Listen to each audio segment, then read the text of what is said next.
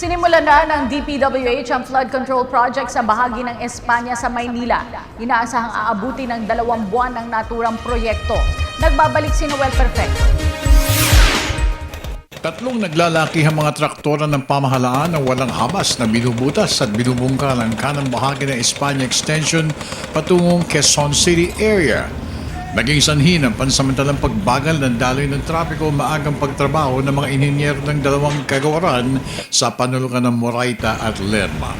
Ayon kay District Engineer Medel Chua, aabuti ng 2 buwan ang trabaho sa lugar kung saan itataas ng 1.5 pie o 1.5 feet ang babaguhin lansangan upang ma-accommodate ang dalawang flood control mains sa naturang lugar.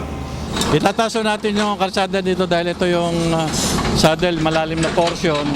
So 40 cm, mahigit 1 pie ang itataas po nito. Bale, mangyayari dito, papantay na po siya doon sa may harap ng UST. Dahil previously, naitaas na po natin yung UST. Para maibisan ng pagbaha sa lugar na to.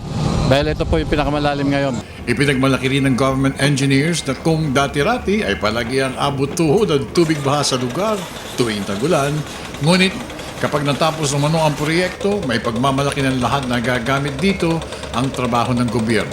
Agad din nanawagan ng opisyalis ng kagawaran sa lahat ng motorista at eskwela na maapektuhan ng proyekto na sana ay magtiis pansamantala sa 2 buwan ng trabaho ng pamahalaan. Ito po more of yung drainage improvement. Then lilinisin po natin yung mga drainage pipe dito sa ilalim nito. Dahil medyo barado na po. At siyempre, instruction ni Secretary Singson na continuous yung cleaning ng ating mga drainage system.